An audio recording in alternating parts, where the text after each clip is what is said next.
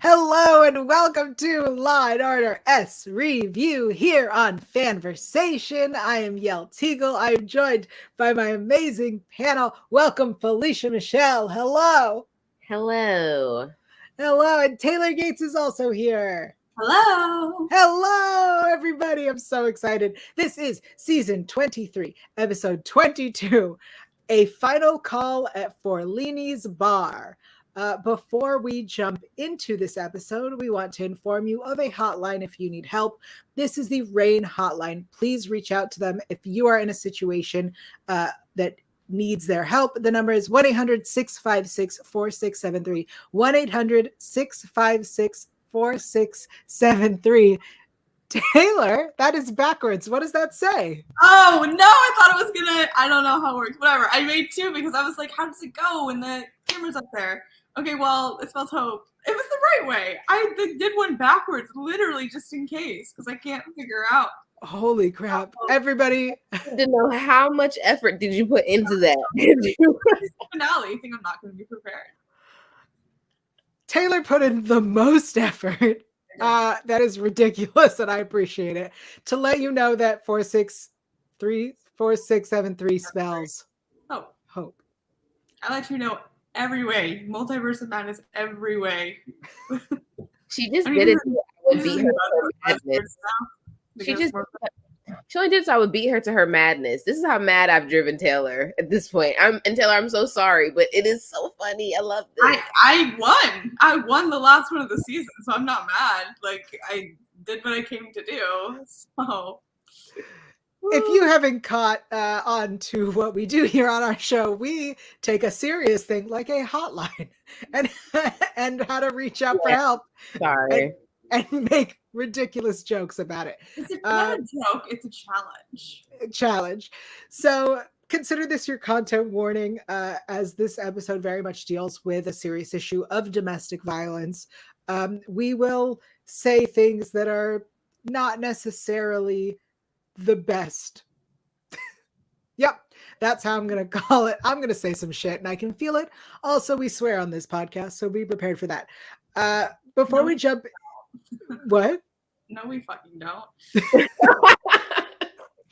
Before we jump into the episode itself, we have people blowing up our chat right now, so I want to give some shout outs. Hello to everybody who's live with us for the season finale episode. Jennifer and Zach and Kendall and Dimitri and Aaliyah. Thank you so much. I love this. I'm so happy you guys are here. I love our people. I love everyone being here. Oh, Holly is also here. Welcome. Okay, here is the quick cap for this episode. Actually, before we do that, reminder that we will tell you what the plan is for the summer, because this is the season finale at the end of the episode, so stick around for that. Okay, quick cap. The SVU provides help and protection for a long-time domestic violence victim, but when she winds up at the defendant's table in court, Rollins surprises Carisi with a formidable opponent at trial. How did we feel about this episode? Felicia, I will start with you. Oh, me? Okay. It was okay. I liked it. Okay. Taylor? That's about how I felt too. Like, there was nothing that I was like, oh my God. Like, I don't know. I do like that we kind Red of... Robin's. It was Red Robin's, and I wanted a steak, and I got a Red Robin's burger. Yeah, I mean, it's nice that we got to see, like, some... Because it's obviously Warren's last episode, and so we got to kind of tie together some of the things that, like, he started with Rollins and Carisi. Like, I don't know. It was nice to, like, see them, like... Because that was, like, his thing, you know? That's kind of what he started. And then, obviously, Barba and Olivia... kind of closure-y. I don't know that I'd say that necessarily, but having them have like that conversation, some Stabler stuff, that was real interesting that we'll talk about. The actual case, I was like, it's like fine, it's like solid, but I feel like we've kind of been there, done that. I thought the performance was really good. I thought whoever played Delia did an amazing job, but the case itself, I was like, all right, you know, we've seen it. Yeah. Kendall in the chat says the actress that played Delia was good. I have to give her a shout out. That is Jordana Spiro. She is amazing. She used to have a show on TBS called My Boys, and it was a really fun show. She's so great. And she like had a few pilots that I think went to see one season and never went anywhere. So I'm putting my mark on this one. 3 years. Within 3 years, she will be the star of a show. Her performance was so great. And so keep an eye out for that. Yes. Felt like such a natural performance to me. Like it felt so real. I don't know. I was really impressed with her. Not that I know like so much about acting, but I was just like, it feels really authentic to me.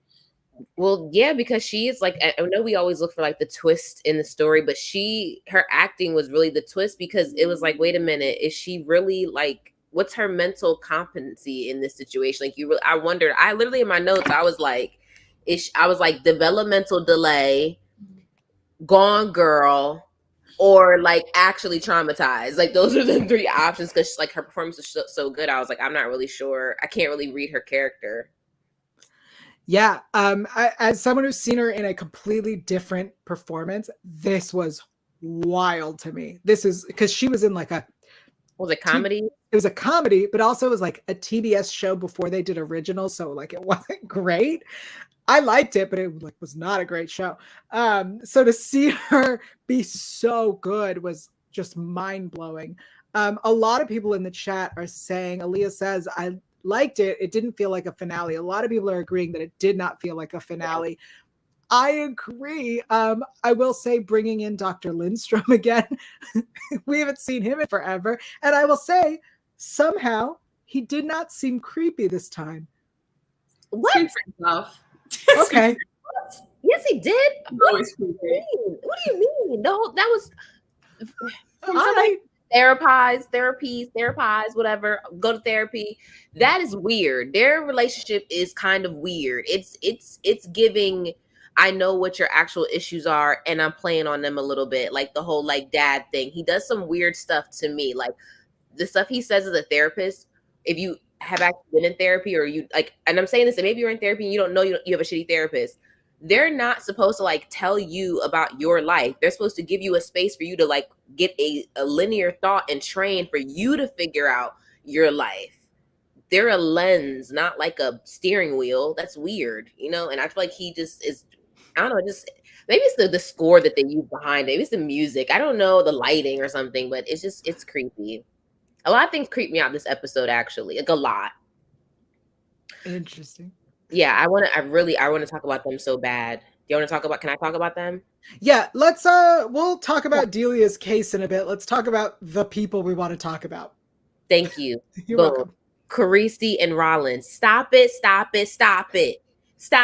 It is giving Flowers in the Attic. If you don't know what Flowers in the Attic is, it's an amazing book turned into a movie, redone a bunch of times, but the original is honestly the very best version of the movie. I like the older one, you know. The new one, it was cool, but anyway, watch it if you haven't watched it. I don't want to ruin it, but what happens if people are sheltered too long with their family? What do you think happens? So it gives very like y'all are family, like y'all are giving very much Olive Garden. When you're here, you're family. Y'all do not act like a boyfriend, girlfriend, potential love of my life. Like the who says I love you to somebody in their face and then gives them a kiss on the forehead and a side hug. So at this point now, Yael and Taylor's theory is starting to make more sense in Felicia's universe, that really Carisi and Barbara are supposed to be together because Rollins is his beard, and I solved the mystery. Y'all all welcome. You solved it? I drove the train from Sane Town to Crazy Town where y'all are, so I did solve it for some people. Okay. We've been here. We've lived here. We've been in the trenches. We grew up in the woods. You just merely what is that town? It's like we grew up in the darkness. You merely just visited or something. Yeah. Okay. So first of all, when did Carisi and Velasco start being close enough that they play basketball together? Also, I'm gonna say it. It just needs to be acknowledged. Velasco's arms are beautiful. Oh, Yeah. It just needed to be on the record. Thank you. He can go sleeveless more. I'm fine with that. If he's sticking around, please continue to have no sleeves. The Peter Stone effect. Basically. And again, to clarify, this is about the character. I'm talking about the character.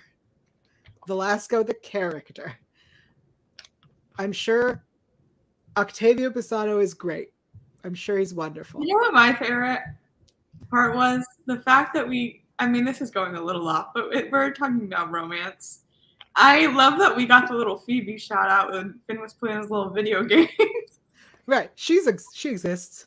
Whatever. They're my favorite, and we don't ever get them, but I do love that they threw it in there for, I feel like, me personally at this point. Just to remind you that he actually has other things going on. We've totally just used him for comic relief, but he has other layers still going on. Well, also Ice-T loves video games, so I love that we got to have it. Yes. I don't even know what that was, but I love that we had it. Kendall in the chat says Carisi and Velasco balling together random. They're not cool like that. Absolutely. They're first of all, them playing basketball, I don't believe that they're that close of friends. Second of all, Velasco's question was, when did you know that she was the one? And the answer was when she was giving birth to Jesse and there were complications. So to him, he said, seeing her so vulnerable and so strong, that's when he knew. It was such a weird I guess maybe it's not. I don't know anything about that. I'm never planning on giving birth. I don't know that many people who have given birth. But that seemed like such an odd thing. It kind of feels, this is going to sound, it feels, I don't know what the word I'm looking for is, but you guys can help me out. You're word people. Some type of fetish, some type of weird. Yes, people date pregnant women all the time like that. Like pregnant porn, like that. No. Well, I know we don't kink shame, but that's very hard to understand. That's a very hard concept to understand. And so maybe that's where we're going with No, I disagree. I think I understand it. But I think that, I don't personally feel it, but I understand it because I'm open to all the kinks that are consensual. So I think that the fact that him seeing her vulnerable but strong felt very much like his fetish of her is that she needs him. He has a messiah complex. And that she seemed, you know what I mean? That this woman who is so strong in that moment was so vulnerable that he needed to be there. Oh, that's called to save a hoe. That's what that's called. That's what that's called. Put on the cape. Yeah. And I want to but that's an expression, y'all. Look it up on Urban Dictionary. I didn't make it up. Oh yeah, that's totally an expression. I don't feel like that's where they meant to go with it, but it is also kind of where I don't. There's something a little creepy about that. But I just want to specify, I don't think that's what they meant by it, but it felt off to me as well. In my notes, I wrote when she was giving birth to a baby ? Top tier simp. Look, there's nothing wrong with simping. We don't want to anyway, we'll talk about that off, but we don't want to shame people. Simping is it's a matter of self-respect. There's some simping is not doing nice things or being nice or giving or being generous. That's just being a giving and generous person. Simping is when you know that she really all along maybe didn't have interest in you, but you just kept doing things. What's the character from 16 Candles? Duck. Is it not his name? Duck? Is that Ducky? I think Ducky. He's a simp because he knows this person as well. Or Steve Urkel and Laura. He's a simp because it's unrequited, and that's how it seemed, because at that time she was not checking for him at all during that period in time of her life. Sure, but my question is, not to get us way off topic, if you have someone simping for you in the Urkel Laura situation, good. Thank you. Do shit for me. Please don't simp for me, because your simping's gonna mess up with my pimping, and I'm not dealing with that. I see. Yeah, I welcome your simping. I'm all right. My DMs are about to be full of fucking people. Your DMs are already weird, bro. True, but welcome, simps. Welcome. All right, let's keep talking about the show relationships, because that was fucking weird. And I agree with you, Taylor, that was not what they meant, but that is what he said, and it was gross. Yeah.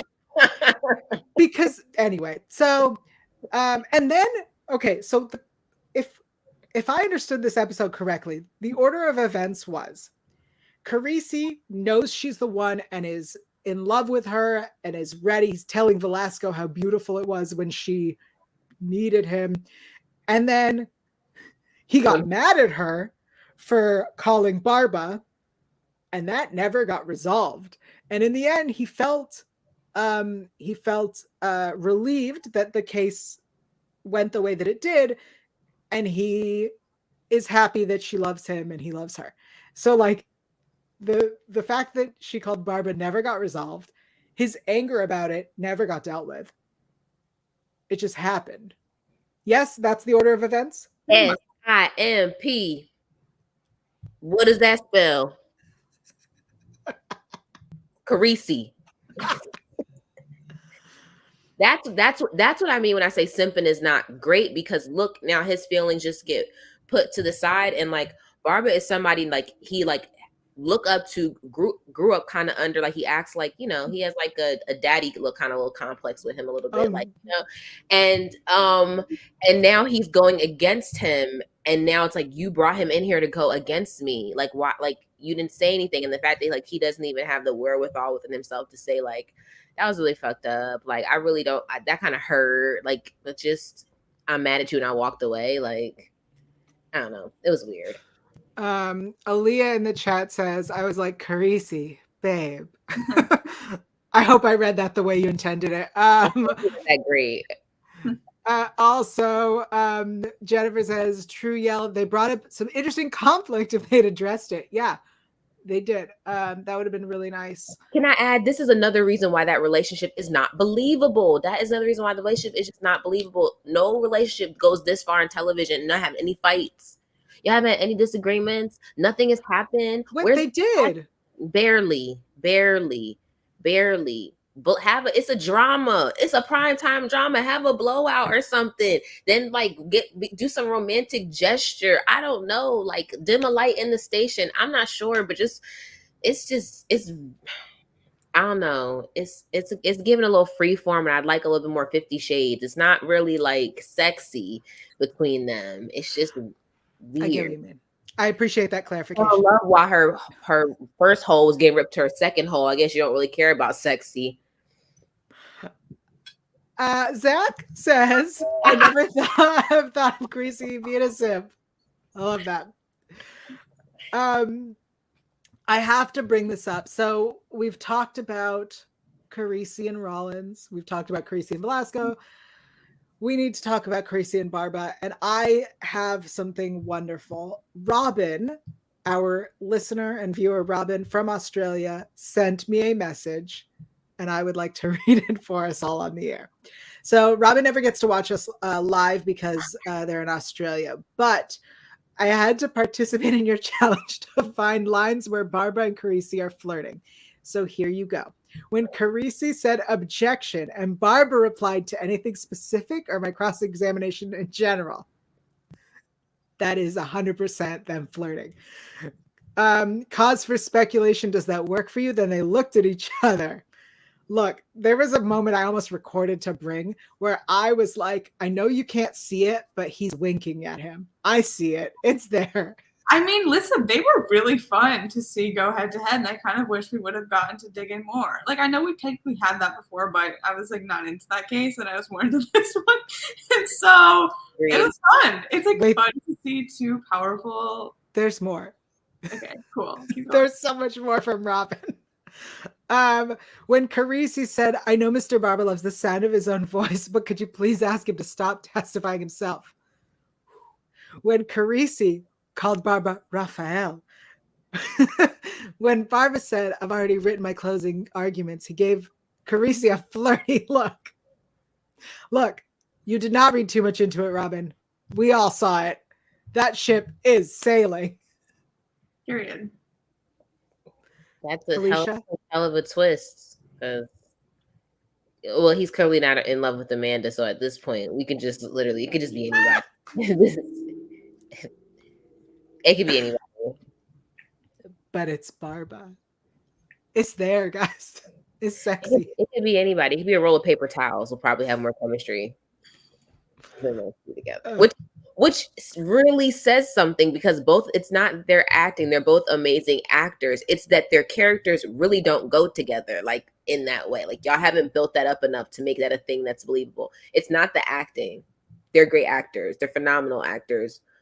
It's they're acting as their characters, and their characters don't go. We have Aaliyah saying the Barisi tension was good. Holly says Barisi has left the port. I love it. Everyone's yeah. I'm here for it. Okay, let's quickly, before we get to the real story or the episode story, I want to go back to the Benson stuff. So, because we need to talk about Barba and Benson, but also we need to talk about whatever the fuck this was about Benson, because here's what I heard. I heard her therapist say, shit or get off the pot. And then I heard Rollins say, just fuck him. Is that what you all heard? It sure is.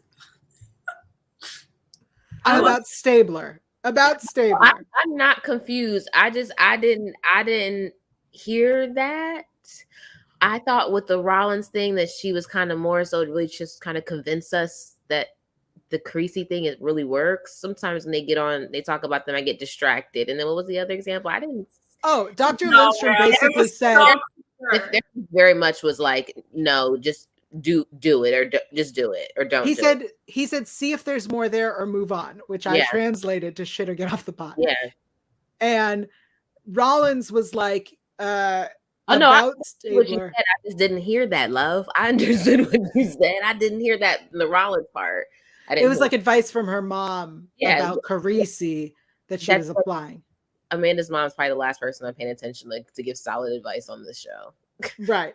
Also, I want to be like, Rollins, as much as like your advice we might respect, being like, this is advice for my mother is not something we're going to appreciate. Also, just anything with Rollins and Carisi together just is very distracting for me, and I want it to stop. That's fair.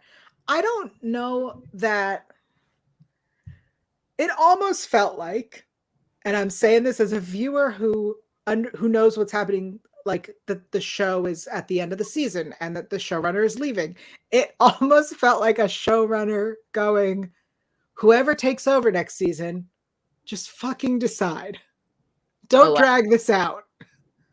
That's what I read. Yeah. I could see that. I mean, as you should. It's been 23 years. Let's decide. I'm saying let's decide yes, but decide period.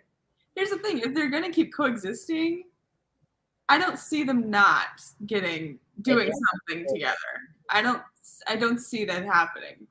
It's been so much build up, so much teasing that like I feel like the ship is going to sail. Like, and I don't think that's me being delusional. I think that there's enough hints in this episode and throughout that we've been seeing. They're building up to something. It's just a matter of when and what exactly and how, in my opinion. Felicia?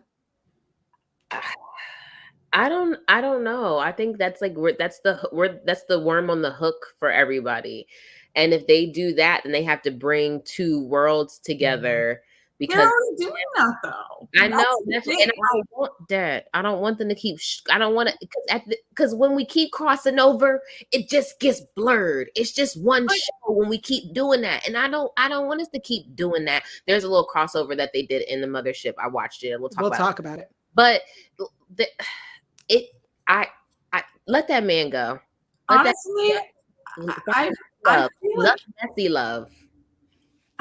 I feel like if they do it, they won't have to keep crossing over as much, though, to be honest, because the crossover is mostly little teases. And so if they make a choice to be like, yeah, they're together, that can happen a lot off screen. I genuinely think they're getting together could like take away some of that. No, because there's gonna be a whole section with Noah, because it'd be different, and like his kids are grown, so it kind of doesn't matter. But it's gonna be a whole thing with like Noah and her being a single mom, and then like they live together, and I don't know. I mean, I will see what happens. I think it'll just people. Then everybody's just basically waiting for it, if it's gonna happen or not. I'm just because I'm tired of waiting. So if it doesn't happen, I'm fine with it. I'm still gonna watch the show. If it happens, I'm still gonna watch the show. I'm gonna complain. I'm still gonna watch it. Okay. I don't know. I almost feel like they're gonna give them a date. They're gonna decide to give it a shot, and then realize that they can't do it for whatever fucking reason.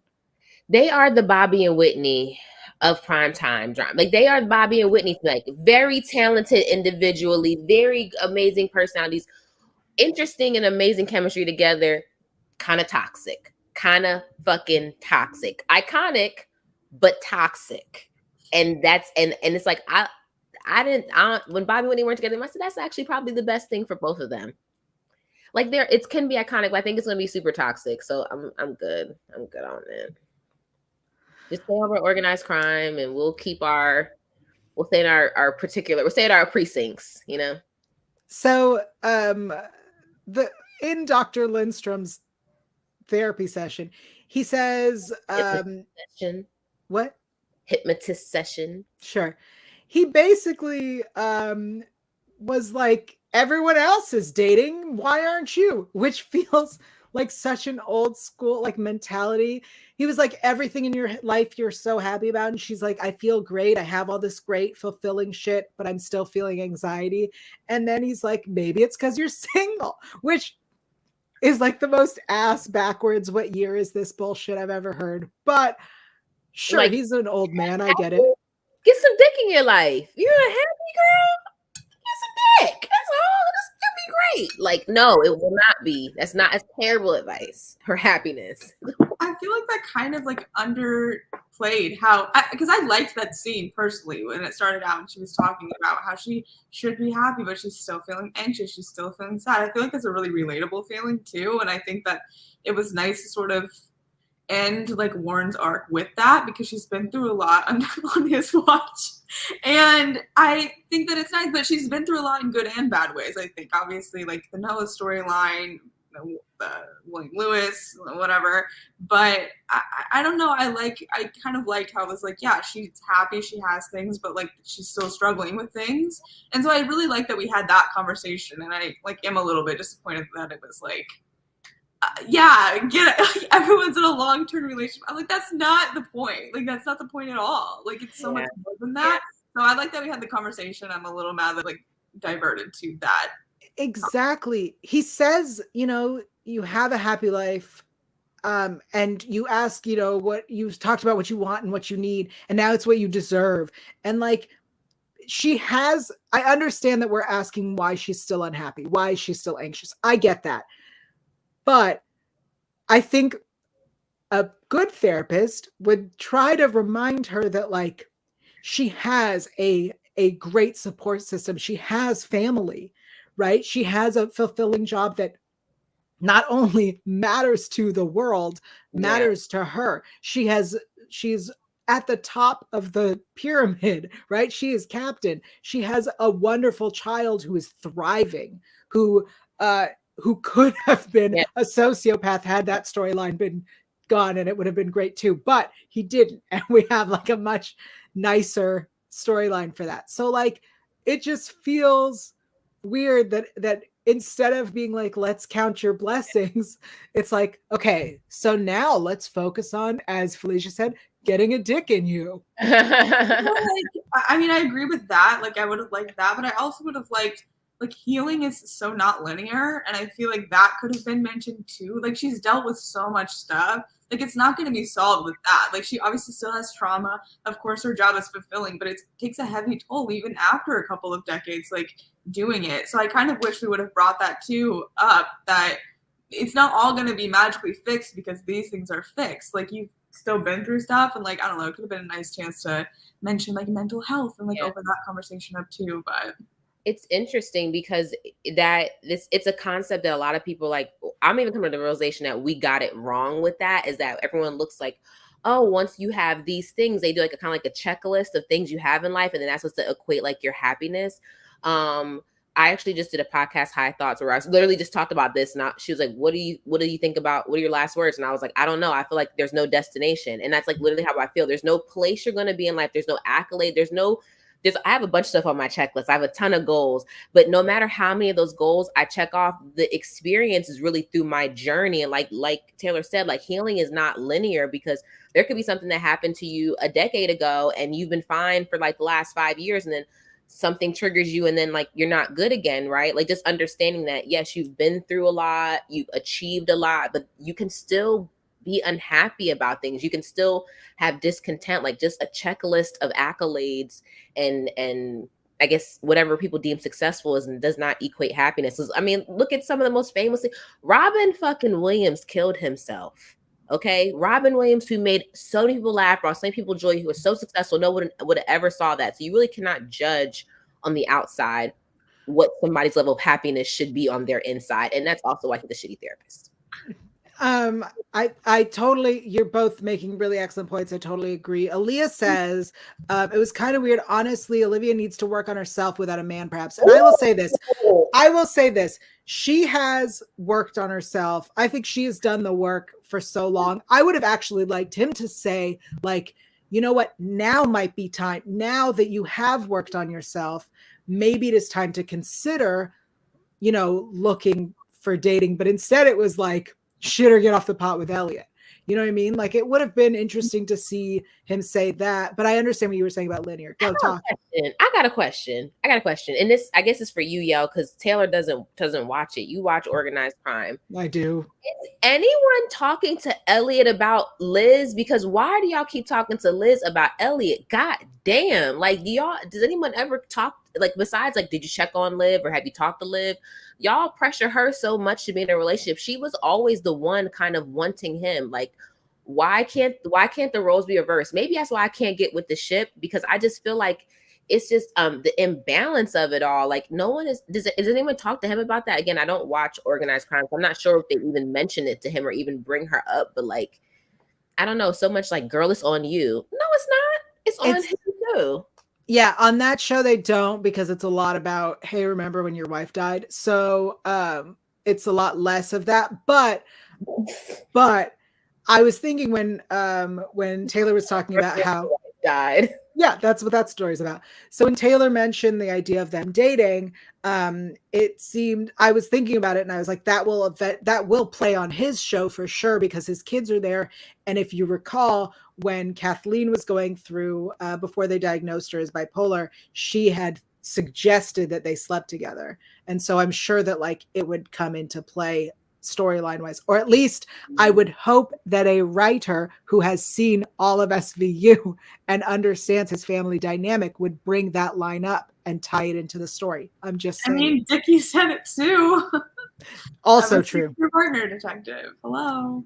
They've been building. That's what I'm saying. They've been building this shit forever. Like forever. I want to point out, JNCA in the chat said, I don't think Stabler is in a place where he can be in a successful relationship. He's seriously damaged. It's gotten worse over time. 100%. It's funny, like I totally agree with that comment. It's funny because Barbara brought it up to Liv. Like we see him through two different perspectives. Yes. Let's talk about this. Let's talk about the Barbara of it all.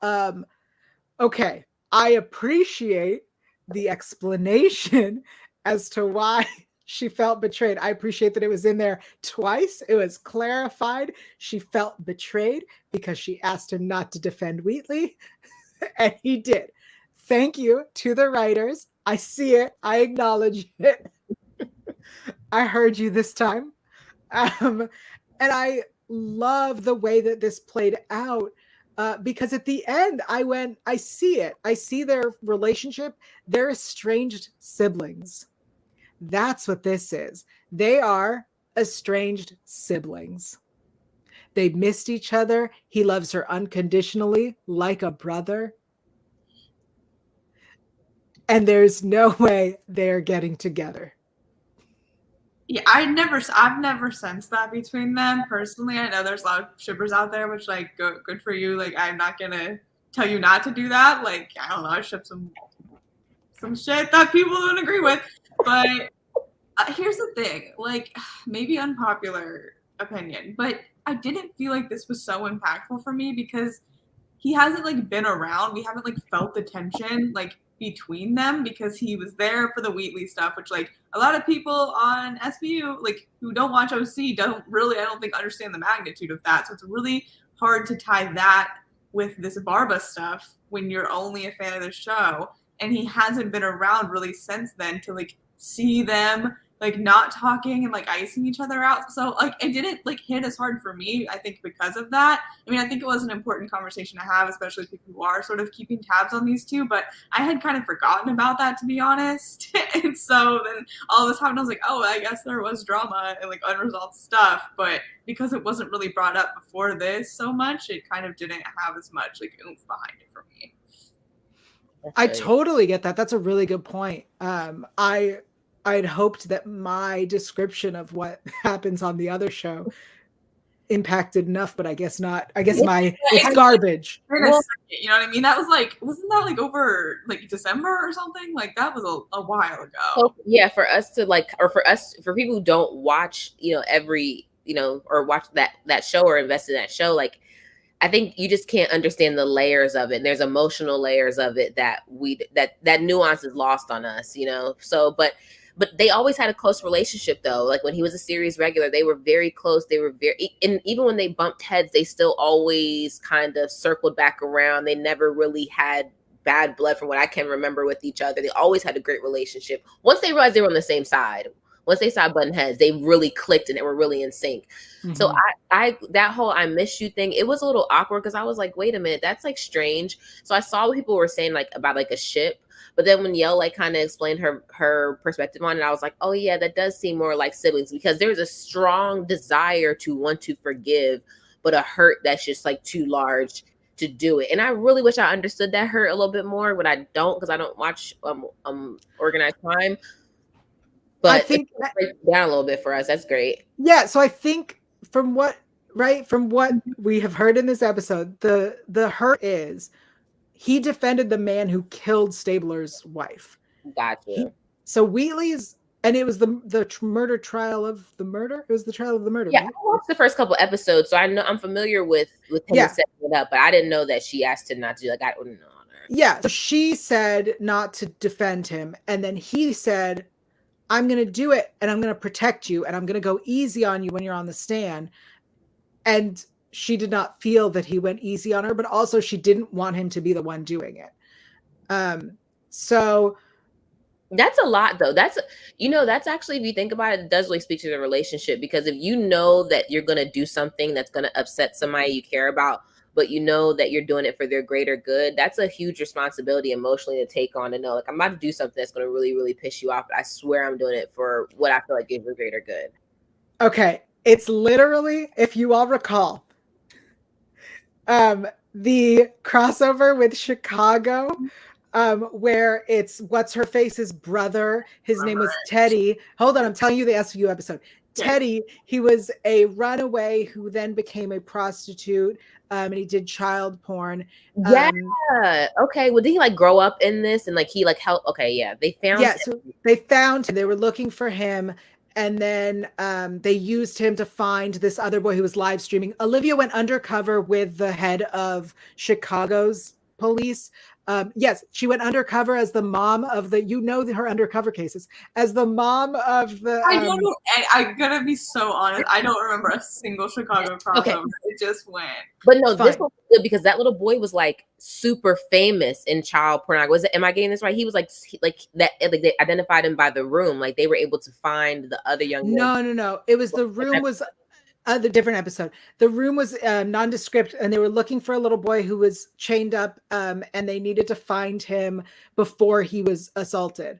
And so Benson and I don't remember his fucking name. The guy from Chicago went undercover to get to the girl who had now was like at Fordham Law and was trying to get out of she was trying to get out of prostitution, and Oh fuck! Child, we know we're It gonna doesn't be matter. the summer break watching that episode because both Taylor and I are LOST. Oh, I'm spelling a lot of stuff today. It's fine. It's fine. The point of bringing that episode was, everyone in the chat is telling me that his name was Voight. Who gives a fuck? So Voight. Hell, didn't the guy, the actor who played him, do like some shady stuff too? Yeah, so we don't care. He's still working. So anyway, Voight and Benson went undercover as the mom. The point is, Teddy, what's her face's brother, who was this victim who then was now a prostitute, he raped the other girl. He was her first time that she was being used on camera, and he said that he did it so that she wasn't hurt. Episode. He said I was careful to be gentle with her or something like that. Yeah, like they weren't going to be gentle. They were going to hurt her. So I did it. And so she felt betrayed because he was the one who raped her, and then get her into child porn. And then she became a prostitute and blah, blah, blah. But literally, Barba did the same thing where he was like, if I didn't do this, you were going to get hurt. I just tied it in with another episode, guys. He still felt that way though, so it was like damned if you do, damned if you don't. But 100%. Somebody definitely not taking that as easy on her. So I mean, she misses him. So I think there's obviously room. The door is clearly open. When he went to walk away, I was like, I thought she was gonna say, when she stopped him, she's around Rafa. She's like, I was gonna say goodbye. I really thought she was gonna just say goodbye and like be done with it. But she said, I missed you too. And I was like, okay, so that means the door is still open for reconciliation between the two of them.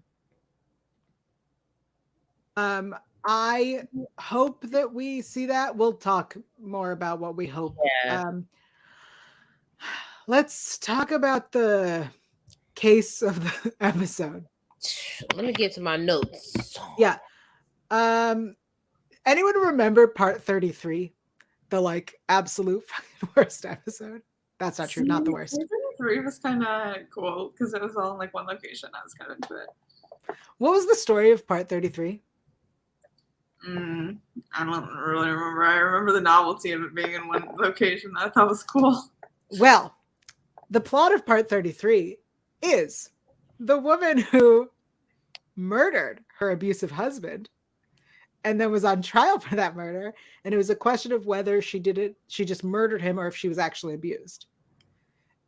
So this story literally was, they went, okay, we don't want there to be any ambiguity. But it's the same story. True. Look, you're gonna have to get a repeat or a remix every now and again. There's X amount of crimes, and Netflix is not making the documentaries fast enough for it to be from them. So you know, here's the staircase episode, guys. Where's the staircase episode? I will say this. The episode I was referring to before with the Chicago one is called Chicago Crossover. It's season 16, episode 7. Everyone go rewatch it. You don't need to watch the other parts. Like the previous Chicago episodes or whatever that leads into it. You'll be fine with just the one. Everyone in the chat, John Knight remembers part 33. And JNCA says in part 33, everyone in the squad felt differently. And Holly says it's the same type of story. Yeah. So it's, it was a similar story. How did we feel about Lorraine Maxwell bringing up her? Oh, good. You both made the same face I did. Bestie, I thought we were like cool. Like you were pretty chill. And then you go and say some shit like this. And I like Olivia was like, no disrespect, but like I have to think you had more resources. And I was like, exactly. Like what's wrong with you?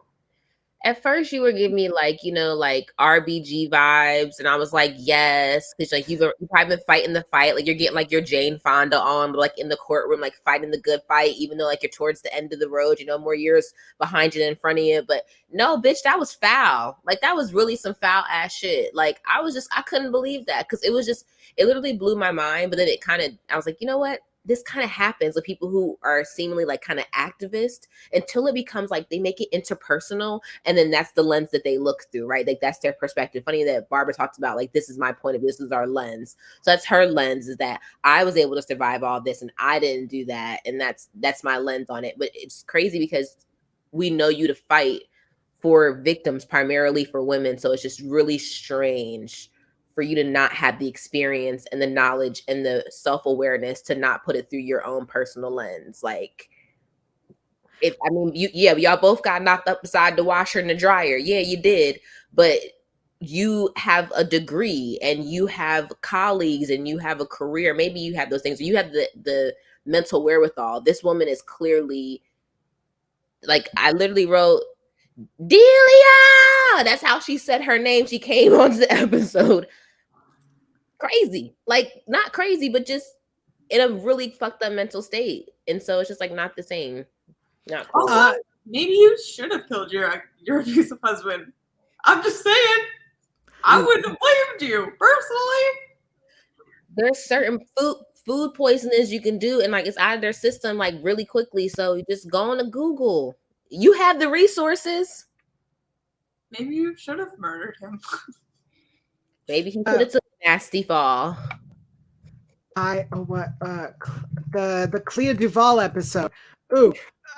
Persona, Law and Order SVU season 10, episode 8. Persona is the one where I have not looked at the poll, so I'm sorry if I'm stealing any of your poll ones. You're not. The poll is really lame today. Great. It's when they're trying to stop Clea Duvall's husband from beating her to death, and then it turns out that the elderly neighbor is a fugitive because she killed her abusive husband. And that one had I love that episode. I was literally thinking of that. I love that fucking episode. She's like, nobody's gonna be able to take care of him though. Right.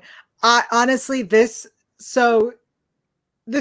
idea that Lorraine Maxwell, again, as you were saying, Felicia, yes, everyone looking through their prism. Barba sees that Stabler is a bad cop and no one else does. Lorraine Maxwell does not see that she has the privilege to have gotten out of the situation. I will say, when Benson says to her that she assumed she had more resources and she says it's a story for another time, I wrote, why did you bring this up? You brought this up. Yeah. Well, I wonder what that story for another time is. Like maybe that's just can plant a seed for something else. What is that story for another time? What is I don't know, but you brought it up. We didn't know. You fucking threw it out there. And then we asked a question. It was super unprofessional. Like we're in a professional meeting right now. That was super unprofessional. Maybe she just realized like I slipped up. Like let me backpedal or something. I guess. Yeah, it was interesting. She then points out that no competent lawyer wants to take a DV case. And she says, I'm going to say it here because it's so fascinating, that the women are either killed or go to jail. Either way, they break your heart. And it reminds me of the like saying that they say about teenagers, right? When teenagers go missing, they don't get found, they get solved. Like our system is so broken that even the things that are supposed to be in place to help can't. And then Velasco wonders why it's SVU's problem to find her a lawyer. And I think that that's a fair question. I mean, it's not their job. I think it's great that we have SVU and that, on this show, but for those in the real world, that's never going to happen. I do appreciate also Benson's call out. She called Rita Calhoun, who I would have loved to see. She called Bayard Ellis, who we would have loved to see. She even called Barth. For those who do not recall, that is former Judge Barth, who then went to defend terrible fucking people.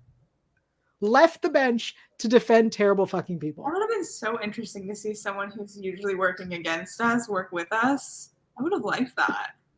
We should do that sometime. I mean, we've worked with Calhoun and Ellis before. Yeah, but I want to see us.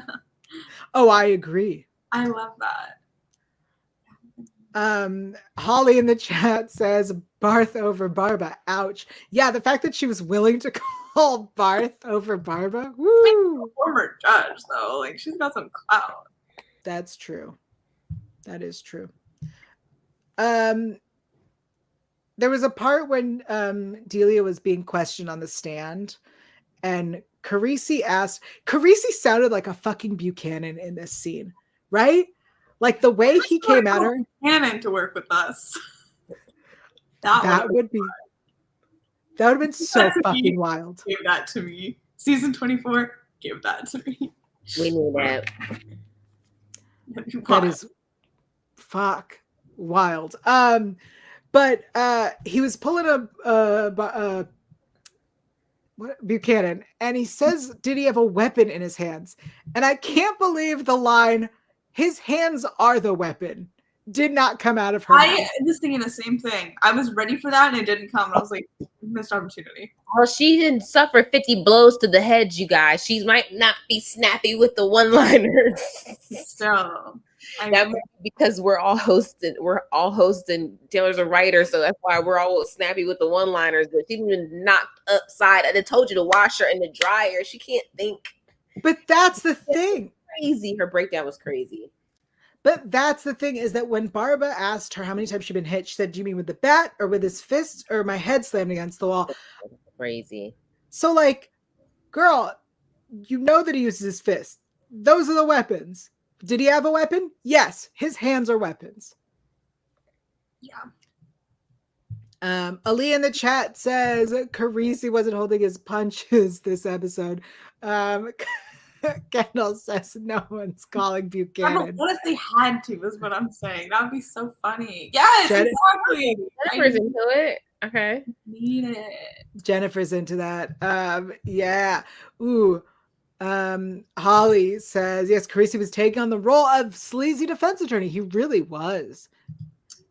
It was unpleasant to see him behave this way. It's character development. Character development. It was so fun. Because it was like him and Barba, and they were like going out. I don't know, I'm kind of like that. I was here for it. Character development. He has had to change from being a detective to being a lawyer, to be an attorney, and now he is been in that role for a long time. And it's like any other thing, once you really step into it, you step in deeper and deeper. And so he might get a little sleazy. He wanted to be like a good Catholic boy, right? Like the actual good Catholic boy, like not the good Catholic boy like Stabler act, but like an actual good Catholic boy. Like he wanted to do that. And I think he was super idealistic about practicing law and what difference he can make. And now he realizes that like the law is very gray. It's not as black and white as maybe as he thought it was, or things are not as idealistic. And I'm going to have to do stuff that I don't want to do, or things I don't want to say. But I have to win my cases because I'm an attorney, and I work for the public, and I'm like work for like, you know, the DA. Like I'm not just like an attorney. Like I work for the DA. Like I have to succeed. Like you can't be a shitty lawyer and keep your job there. Like, right. I almost said something really ignorant. I'm not gonna say that. That's mean. Okay. Nope. I'm gonna move on. I'm gonna go to heaven. Okay. What's interesting at the end of the whole story is it turns out that Ty had a settlement from an accident, and that she gets all the money now. That actually traumatized, developmental delays, or gone girl. All three theories are still at play for me. Even though I watched the whole episode, I'm not sure where she is with it. I would have loved a bonus scene where she pulls a Kaiser Soze, that's a Usual Suspects reference for the youngins, and walks away just fine with all the money. What a great twist that would be. I mean, honestly, I kind of feel like I'm not really sure where I'm at, like in the episode. Like, I don't know if I feel like it was like justice was served, because honestly, like it feels like you kind of did that on purpose, because I'm not trying to be smart, but again, literally, right, and I'm not making this up, hand to God, the girls will tell you, right before this thing, I said, oh my God, my phone's about to die. I said it's against my religion to charge my phone. So because it's against my religion to charge my phone, I know firsthand how long it takes for the iPhone. She said she's on 1%. The iPhone, I don't know about an Android, but an iPhone to charge back up, to get a charge to make a phone call, it's only about 3 to 5 minutes, depending on how dead your phone is. Seven tops if your phone has been like dead like all day and like there's nothing you can do about it. I told y'all I got this problem. It's chronic for me. So for you to wait 30 minutes for your phone to charge on full charge, like it don't even take 30 minutes for full charge. Like, do you have the old USB cord? Do you have the C cord? What you have? Why does it take so long? I loved that line. Why didn't you call earlier? I was waiting for my phone to charge. I was like, okay, legend. But also, like, he has a phone, no? Like, why not use his? How about leave the apartment? Go out and find somebody to go call for help. I loved it. I was like, she's got a point. She had to wait for her phone to charge. What's she gonna do? Also, the thing that would prove that she really has the issues that she has are not able to be proved unless she's dead. So, like, the argument was like, I don't know. I just feel like Barba's just a better attorney than Carisi all around. And he just, you ever saw somebody dancing with someone else and like they're a clearly better dancer? They're just whipping around that person. And like, you're just like, I know y'all are dancing together, but goddamn, just move because they're killing you. Like, that's exactly what it was in that courtroom. Like, even through like the little banter that they had. And I'm sorry, you said, was that Robin who sent all the lines? Mm-hmm. Yeah, Robin, that was great. Like all that, like even through all of that, he just was a better attorney. And I feel like if the role was reversed and Carisi was defending her, that woman would be in jail. Holly loves all of our theories. It says, now that would have been a finale. That's true. That's how you end a fucking season.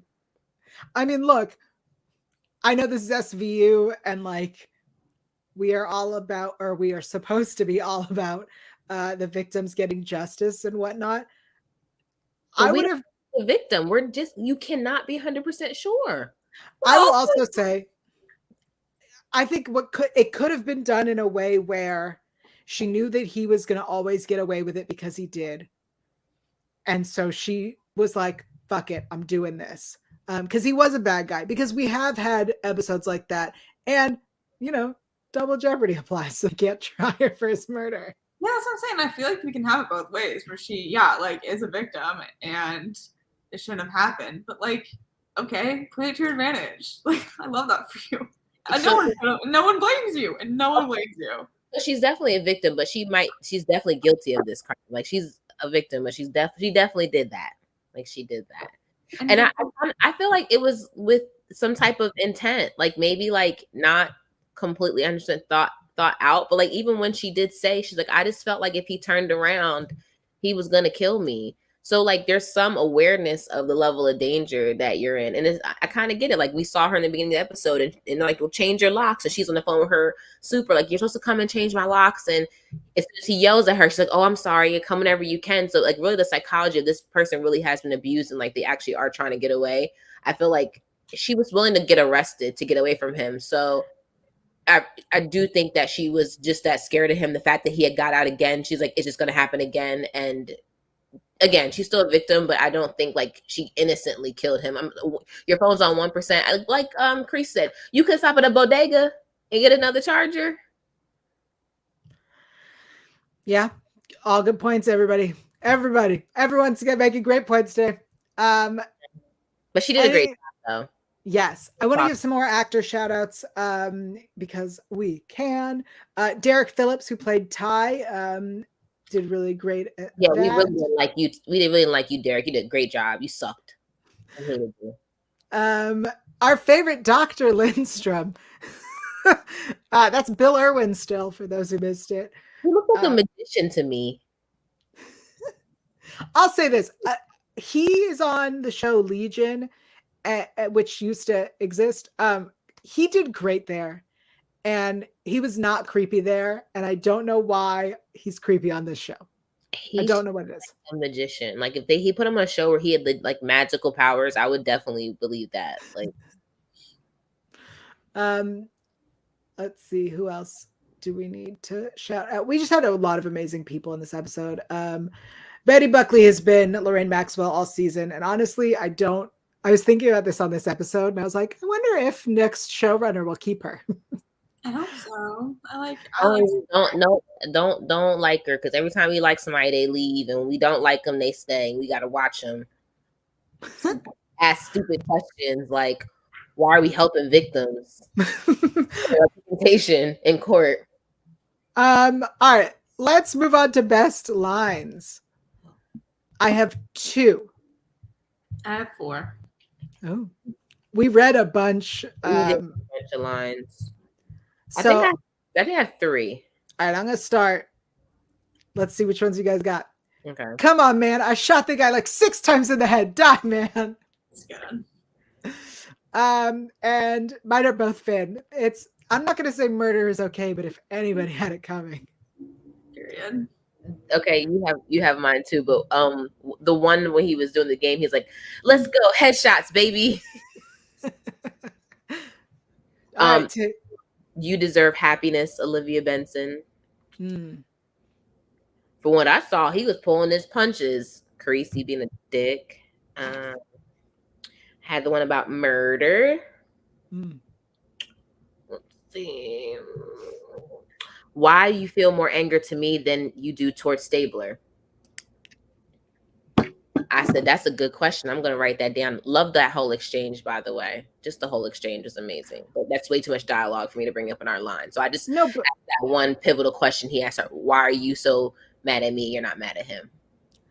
I totally agree. And I'll add on to it, though. We're going to see him through different prisms because you really are. And at least somebody sees him for the bad cop that he is.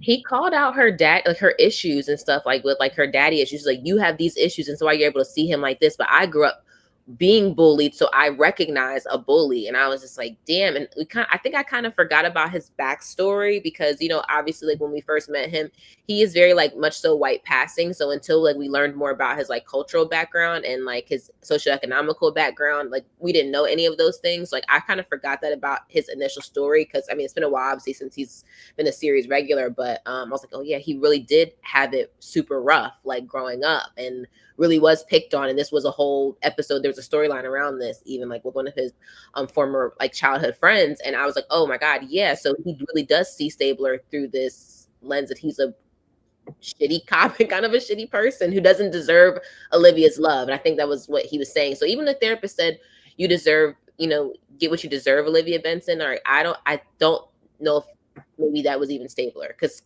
then Barbara comes and says, you don't deserve, or he doesn't deserve, you know, you or the love you give. So yeah. That whole dialogue. All those lines.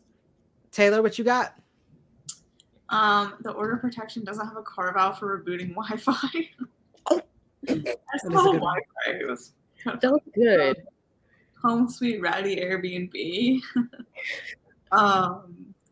Kind of takes the bloom off the rose. I was like, I've never heard that expression. It feels strange to me. And finally, one of the most out-of-pocket things I think has ever been said on the show. Why don't you two just get a hotel room and get out of your system? It's just wild. I have to say, though, because, you know, I'm the only one here that's a shipper, blah, blah, blah. I agree that he's not perfect. But I do think that it is important that we respect the person that Olivia sees him through, too, because it is her choice who she's with. And if she wants to explore that, if she wants to forgive, she has every right to do that as well. I don't think she's a perfect person either. Like, she's made mistakes. Obviously, he's made mistakes, too. But I do think that we gotta give her credit. She's a grown-up. She's an adult. And if that's a route that she wants to go down, I think we should be okay with that and trust her. That's what I'm gonna say in response, because someone's gotta stick up for it. Okay. Aaliyah has a quote in the chat, one we read earlier with the Barisi stuff. Your Honor, I know Mr. Barber loves the sound of his own voice, but could you ask him to stop testifying himself? I absolutely love that quote as well. I think, honestly, that whole exchange, I would have written every single part of the exchange, except luckily Robin wrote it for us. So thank you, Robin, for submitting those. And thank you, Aaliyah, for that as well. I think that the objections, that tension was so sexy between the two of them. That Barisi ship is happening. I don't know what show you're watching. That's the Marcy. I see it. All right, we have some very exciting stuff to share with you all. I have some actual show news, kind of. I'm putting it under that.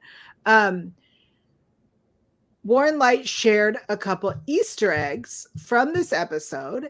If you go back to the last scene in the bar, the bartender and one of the customers are played by people who are a part of the SVU family. So Dennis Hamill, who is one of the writers, and Tim Hardiman, who is an investigator and consultant about investigation and securities. So they are people in the bar. Oh, that's fun. Fun Easter egg. That's cool, because if you work that hard on the show, like it just like those little treats are just like kind of special. It's cool to see the people that actually make the show happen. Yeah, my dream is to be a reporter on one of the episodes. So like, to get to just be the bartender is fucking cool. Also, we have solved the mystery. Everybody, we have been talking about for a couple weeks. Somebody purchased the prescription for orgasms sticker, and we have it. I have a picture of it. Hold on, I gotta share my screen. Oh God, I hope I didn't mess this up and I could do it. It's hilarious to me because that's like literally the most ridiculous thing I've probably ever said, and somebody put it on a cup. Sophie Freestone, congratulations on your sticker. Oh, good. Mystery has been solved. Thank you for purchasing our Orgasms Needed with Consent prescription. For those freaking day. For those who don't understand what's happening, we sell merch with weird SVU related things. And you can check that out at a link below. Included in weird SVU related things, you will find the Orgasms prescription, which is from season 1, episode 4, Hysteria. You will find the Slammin' Pair of Jeans onesie for your offspring, which is from Babes. You can find a really beautiful, also touching, Be True to Yourself, Noah swag. These things come in different things. So if you want the prescription, I think you can get it like as a t-shirt or other things. Yeah. Oh, and do we still have Justice for Snowball up? We still have Justice for Snowball. I promise you, I'm going to make this promise on air so that I have to do it. Over the summer, more ridiculous shit that we have said will be made into swag. Honestly, I got stalled with the Hudson University stuff because I really want it to look like legit university stuff. It's just really, really well, I guess thank you for anybody who buys anything or like if you watch and stuff, because we're really just like 3 friends who just like talk about this show and just like are ridiculous, and you're like actually participating in this shit with us. So it's really, this is really cool. That's really cool. That's funny. Yeah. Some crazy shit I said is on a cup. Yes. Also, we have been watching the other SVU or Law and Order shows so that you don't have to. Other SVU, yell. The other, I refer to all Law and Orders as SVUs because these are the other ones. Look, I watch organized crime so you don't have to, and you're fucking welcome. It was tedious these last fucking episodes. God bless you. Thank you.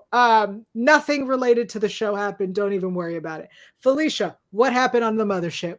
Oh yeah, so I watched the mothership episode. It was cool. There was like a little B story that kind of led into our A story, and that was about like a young girl who's experiencing like domestic violence, and they brought Olivia in like as like to ask her opinion, and she's like, oh yeah, we talked to her, and like they don't want to press charges. So she was just kind of there like to show, I guess, like that they do cross-pollinate and they work together on cases. And then they have like one scene with her like on the phone. So there's literally just one scene with her walking down the street. And then there's talking about that case with the girl that doesn't go anywhere, and it doesn't appear in SVU at all. So it is not tied in at all. Like it's just a random case.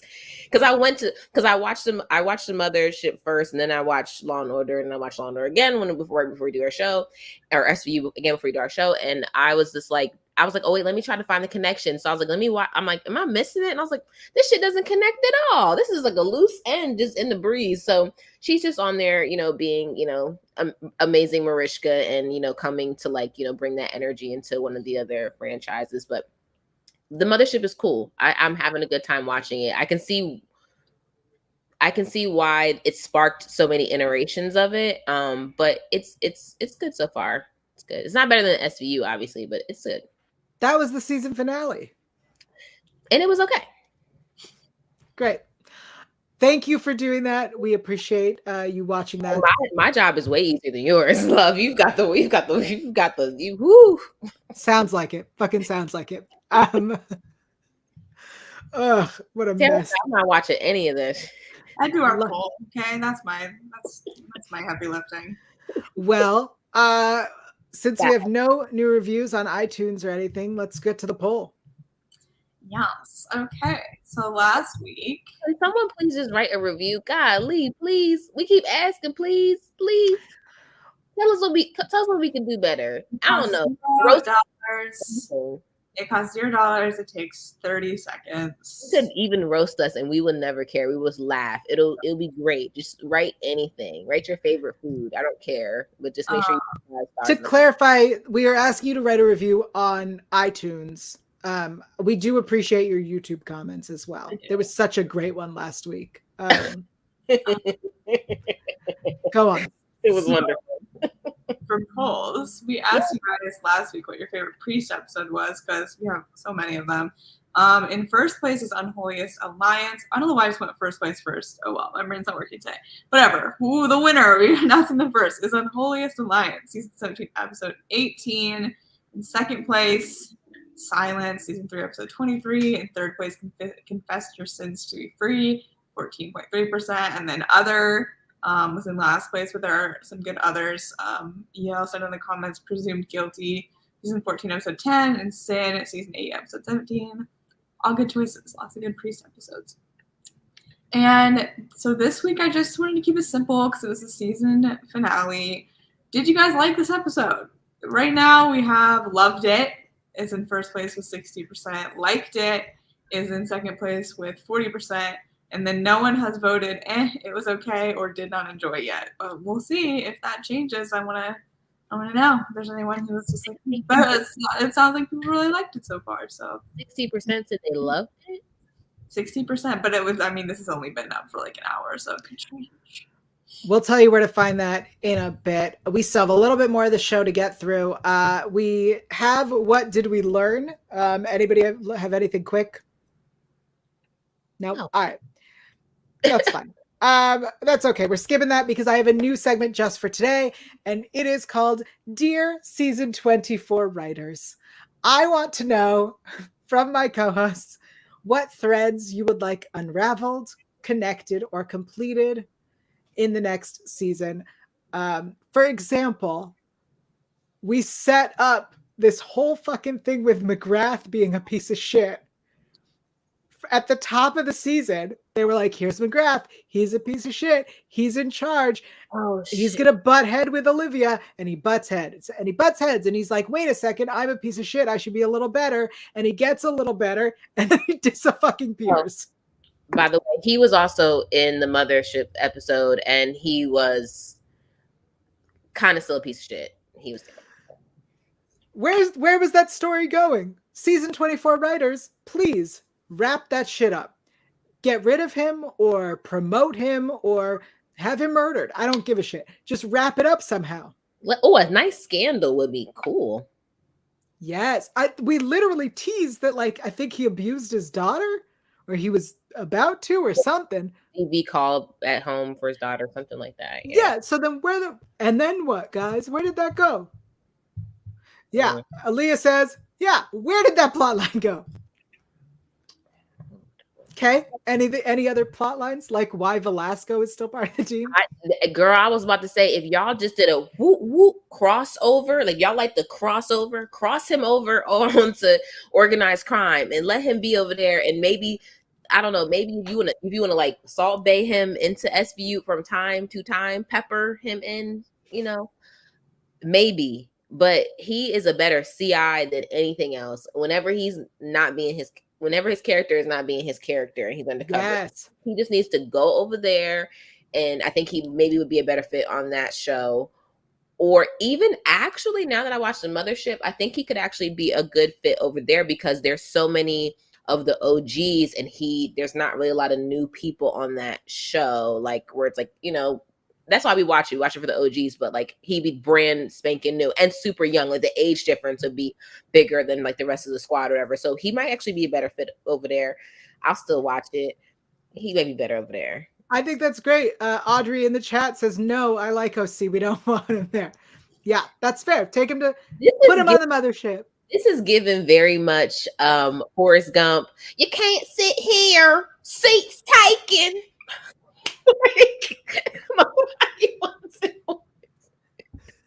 But I do like that we're keeping him employed. We're like, look, we're not firing the actor. That slides into mine because I was going to say, we talk about hate crime so much. We've seen the hate crime people all the time. I mean, there's another option, but I want to keep seeing them and like why. And also like, I need that chick back, Scott. I don't know how to say her name, but yes, for sure. She's iconic and a legend and so mean, and I loved every second, and I want her back. So yeah, more hate crimes people perhaps. Also, fix the Dana Lewis episode. I know that was seasons ago, but like it just didn't happen, and I need her back. And I literally I'm psychic because I was like, Taylor's gonna bring up Dana Lewis. Like, I'm not gonna talk about Dana Lewis, but I have the opportunity to Sabo. Yes, thank you. I can't ever say that name. I just can't pronounce it now, but I love her and I want her back. Her and Dana Lewis, like. Oh my God! In the same episode, could you imagine? Because they have like such a strong energy that like together they'd be so powerful, and I just like desperately need that. That's hopefully they'd be if they're on opposing sides. Like God help everybody. That'd be nuts. If they're working together, God help everybody. Yeah, probably that. Yes. Right. Need both of them. So bad. I will also say, especially with the hate crimes division that we've met, you've brought back Donald Logue into Ron's life. It is clear that he understands what happened between them. They have a child, and even what's his name? Khaldun? Yes, because she's Khaldun. Khaldun. He's like, hey, he's your baby daddy. So he's here. He's in town. Let's have a family dinner with Dr. Al, with Murphy, with Carisi. Let's have all the men in Ron's life. Look, let's have it be just a fucking nightmare if that's what we want. You know what I mean? Like, let's do something. And then Kim has to come back as well for that family dinner. That sounds like the best episode of all time. Like, I want that so bad. Are y'all trying to watch Law and Order SVU or Love and Hip Hop? What is going on? I mean, why not a crossover with that? Like, y'all, this is where Taylor's Real Housewives brain is bleeding into her into SVU. Like, we need more drink strong. We need more reads. We need more people to get cussed out. You said earlier this is a drama. Let's make it dramatic. It's a drama, and I do kind of wish something happens. I know we joking, we're theorizing, whatever, but I do kind of wish something will happen with that relationship because it's just so stale. It's like stale ass crackers. It's like being hungry and all you have is some stale ass, not salted saltines. Like this is horrible. Like, it's just like, it's giving like, I don't know, healthy snacks when who the fuck will be healthy snacks? Dude, this is so shocking because weren't you sort of team them like a season ago? And I was so against it, and now I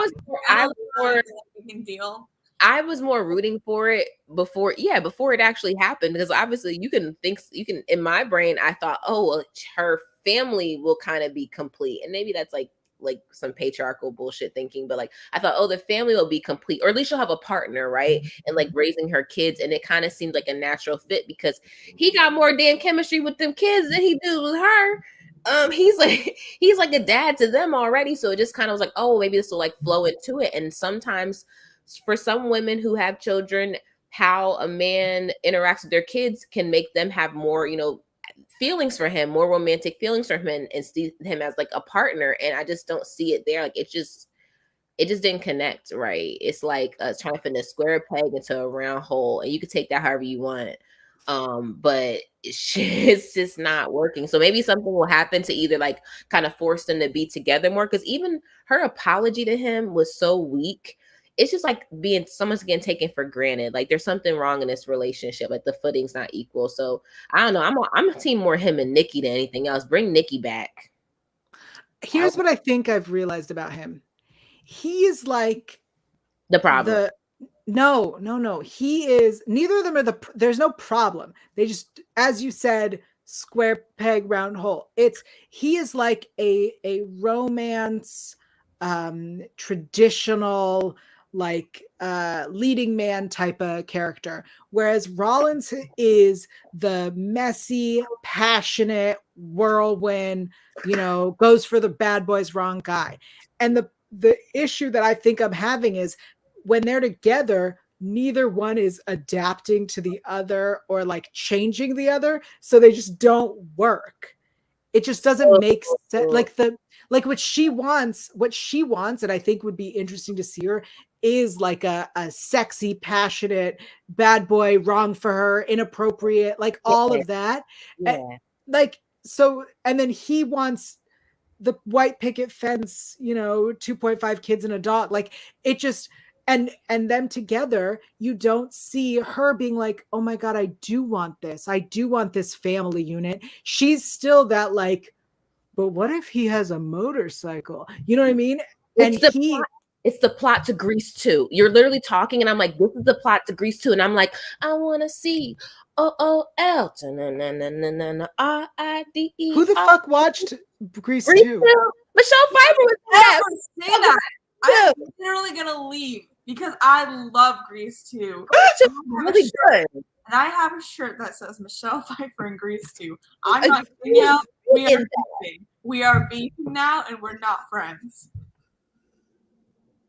Yo, you're very lucky that you're hosting the stream because you might get kicked off. I am so upset right now. Like Grease 2. That was a what? It's better than Grease 1. You've just prepared it, Felicia and I's friendship, because we're against you right now. Come on. I'll be your girl for all seasons. That's good. They had good music in there. Cool writer. Cool fucking writer. See. Score tonight. R-I-D-E-R. That's about Grease 2? Aaliyah. No, sorry. That was about the relationship. Yourself out. Wait, not Yo kicking herself out. Wait a minute. Thank you, honestly, for that. Because you guys put me on timeout. Okay, I'll go. Wow, that was so offensive. That was offensive. Actually. Carisi's giving I Can Fix Her vibes. And then Zach asks, "What have I done?" I'm sorry, everybody. We are going way over time today. Those are the best shows, though. It's a season finale. Like, come on. I know. Don't be shit talking Grease 2, and maybe we can keep it a little shorter. The soundtrack, just really the plot, the storyline, it's everything. The remix to a classic. That was like one of the best sequels to like an actual classic. Better than Grease 1. Sorry, I'm gonna say it. On its head with Michelle Pfeiffer. Period. She made me gay, perhaps. That's understandable. I promised some announcements about the summer, so I should do that. We'll probably about Grease now. Thank you. That's okay. You guys can yell at me in person in a bit.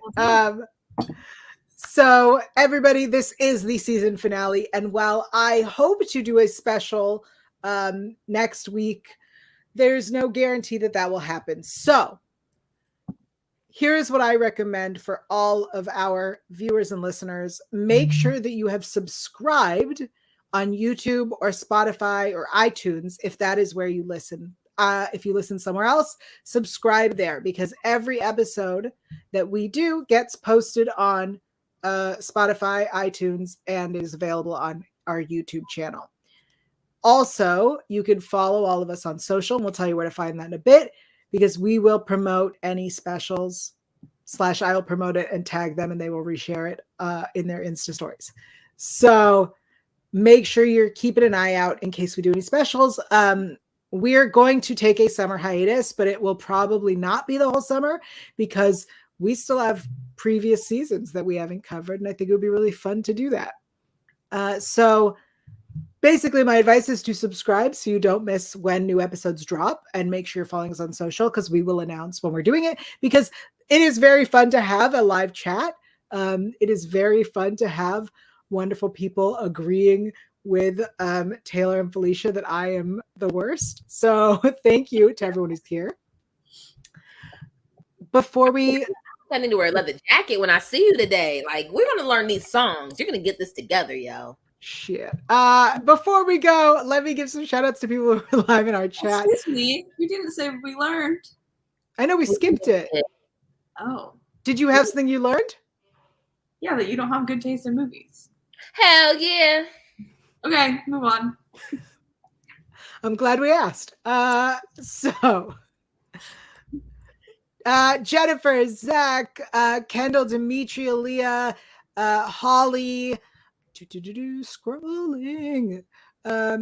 Jennifer, Holly, Zach, Aaliyah, Holly, Kendall. All these are here. John Knight, JNCA, Audrio. Thank you all so much for being here live with us.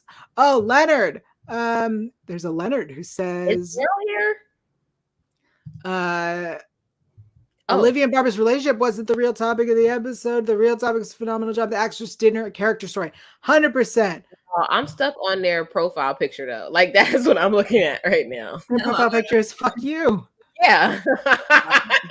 Bye. What sign is that? It's like, cool, man. I didn't know what. I saw this. I was like, oh, cool. Oh, there was a middle finger first. Yeah, I saw that after. Yeah. Emily Hazard, welcome. Thank you so much. Thank you so much, everyone who joined us. If this is your first time joining us live, thanks for being here live. We will return for sure in the fall when new episodes, but we will probably do some stuff during the summer. Keep it right here until next time. Taylor, where can everyone find you in the poll? You can find me in the poll on Twitter at alphabet_, and you can also find me on Instagram at Taylor_Gates_. Perfect. Felicia, where are you on the internet? On the internet, I'm usually on Instagram. I'm TikToking these days though, so watch out. So I'm coming for y'all. I'm coming for these TikTok views. Anyway, you can find me at It's Felicia Michelle on almost everything. There is a Twitter. The only tweets you'll probably see me are tweets from Yael or Taylor, that because I'm never on Twitter, but it's the only platform I'm actually verified on. Funny how that works. Anyway, you can catch up with me again on Instagram. I just did a really cool episode of another podcast called High Thoughts with Leah, and we talked about kind of like that whole thing I mentioned with like your journey and not being attached to the outcome of things, and really just kind of like working your way through life to get to like your goals. And nothing is destination based. Your happiness is not destination based. Your contentment is not destination based, right? So it's really, fuck, I put myself in the eye. It's a really cool conversation. So you should check it out. And it's on my page. And then I'm just like working and hustling, and I'm grinding, like, getting these shows out and getting things done. I finished casting NBC's The Wall, so we'll see how that goes. So watch my Instagram stories, I guess, for some of the production stuff that we'll be doing this summer on that. So awesome. I am Yael Tygiel. I'm everywhere at Yael Tygiel. That is YAELTYGIEL.